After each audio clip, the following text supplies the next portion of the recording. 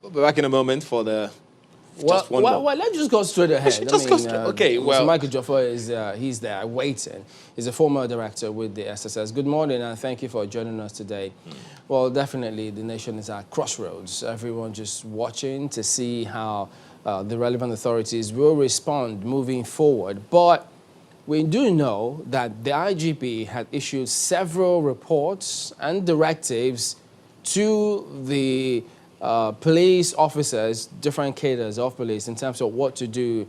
But there's still questions as to have they been back? Understandably, they took a major hit, even though it was supposed to be in support of also improving remuneration from the police. But give us your first broad assessment of how those directives are playing out. Well, thank you, Chamberlain. There have been a series of directives from the IGP. Like you said, SARS has been banned or prescribed. That's the first request of the youths. They have been withdrawn. A new body set up, which I believe is they are undergoing training. There's another directive which came about 2 days ago, which I actually hail because I've been calling for it. I only pray that the IG will enforce that directive, withdrawing details from VIPs. It's a very sad situation that you have less than 400,000, because we don't have a database. We have less than 400,000 policemen on call. And over 120,000, if you recall, that the former chairman of Police Service Commission revealed that are attached to dignitaries, not even dignitaries. You see criminals moving with the police. People who have no means moving. That also gives the police very bad image.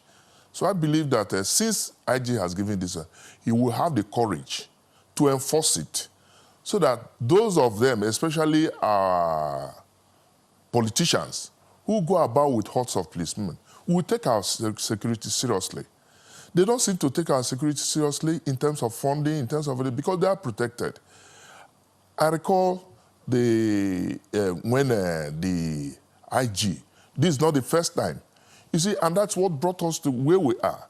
You give a directive only for it to be revisited instead of enforcement of such directives. Just a minute, So I'm trying to understand your perspective. To have the courage.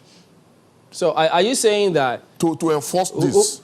Who do you say don't give attention to funding and the welfare of police because they are protected? Is it the VIPs or the government? The government, including the legislature, the executive, they don't care about funding of not only the police, but the security agencies.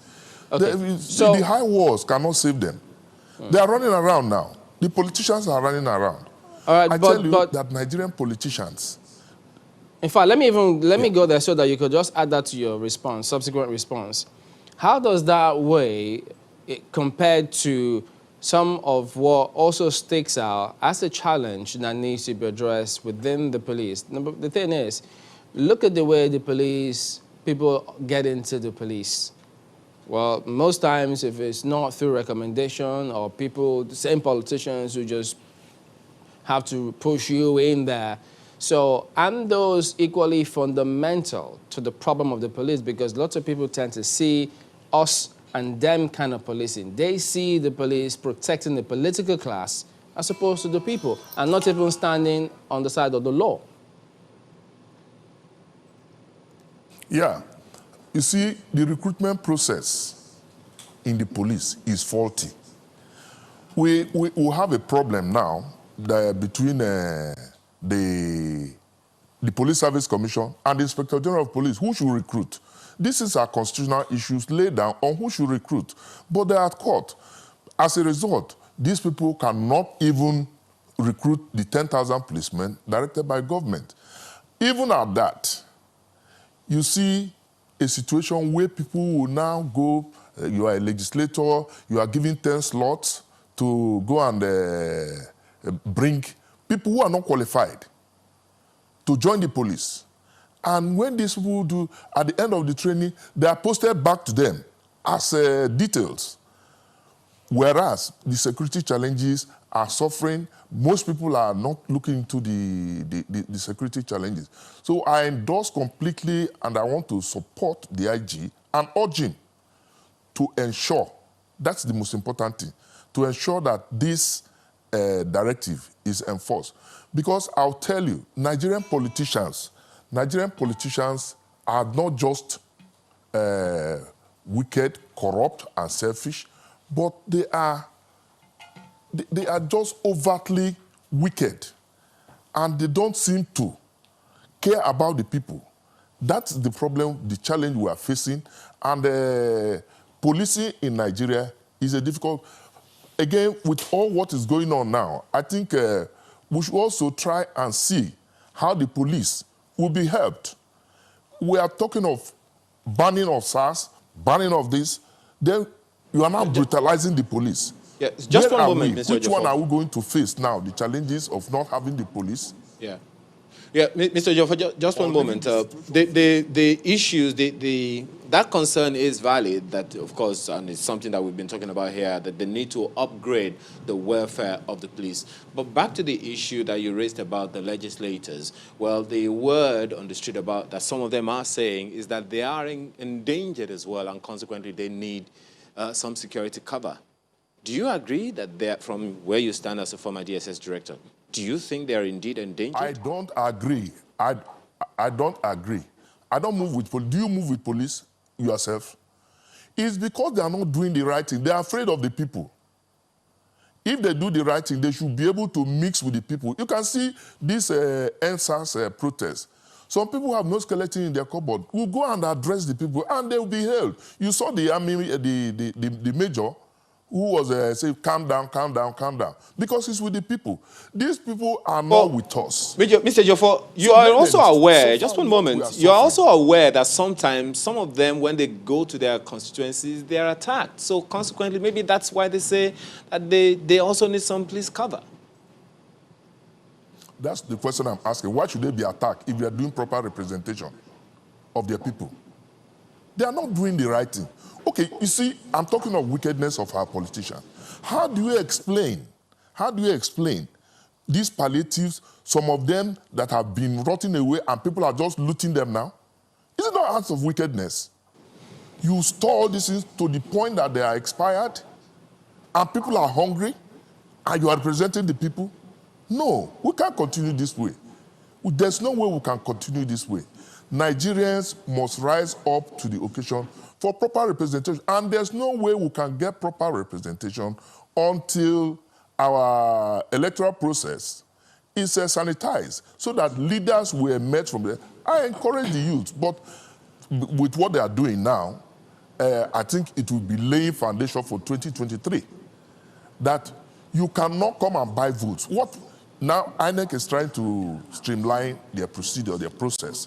Now they have come with another one because of their the politicians have come with another one because of their wickedness, buying of votes. So anybody who comes with money will be driven away. I think the youths must also get involved because they are the people who being used in thuggery. Yeah, but Mr. Joffa, and participate in politics. You know, yes. It's the police that this all started with the actions and what people wanted, kind of change they wanted with the Nigerian police force, as well as their remuneration. But unfortunately, you had the police formations, you know, raised, armory looted. But this cuts beyond, it goes beyond the Nigerian police force. In fact, the Nigerian security agencies across board, their mindset usually is us and them. We see time and again how they brutalize citizens because, so it appears as if there's a fundamental problem, either with the training and the mindset, such that every citizen or most citizens they relate with those security agencies, it looks as though they are perpetually angry with the citizens. Shouldn't something change in terms of the mindset of security agencies across board and the way they relate to citizens? No, there's no way it can change without proper orientation and training of the officers to build that confidence. Like last speaker said, we will have a trust deficit. So the police and other security agencies, not just the police, need to build that confidence. And how do you build the confidence? It's not by brutalizing the people. Stay with the people. And that brings me again to the issue of state policing. The police is too distant from the people. If they are not local, security is a localized problem and needs local solutions. So people who you don't have confidence in, I've continued to emphasize this, you transfer people from Maiduguri, go to Bayelsa, that trust deficit is still there. There's no confidence. So we need to localize our police. These two central. And as long as that is, the trust deficit is there, people will not cooperate with the police. Assuming we localize... to change its orientation. Assuming we localize the police, what about the army, the civil defense, the SSS? It goes on and on. Do we localize those ones too? Police is the primary organ in terms of maintenance of law and order, internal security. Where for the intelligence services, yes, you can localize it. I don't see the business of army in civil authority, in civil issues. Civil defense, but we yes, see them every day. They should be localized. We see them in action every time and again. Because the police is ill-equipped to tackle the challenges on ground. So because of that, you get the military involved. Now, the police is even afraid. So where are we now? Police is even afraid to come out now. Some of them not wearing uniform to come out. They are scared.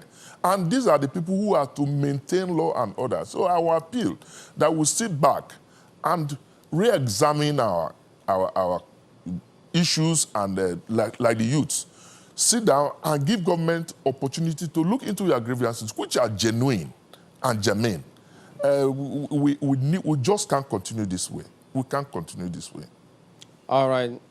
All right, then, Mr. Joffa, we appreciate your time this morning, but given opportunity is not in perpetuity. It's not an indefinite opportunity. There has to be timelines and deliverables to ensure these things are delivered as and when due. But thank you for coming on this morning. Thank you.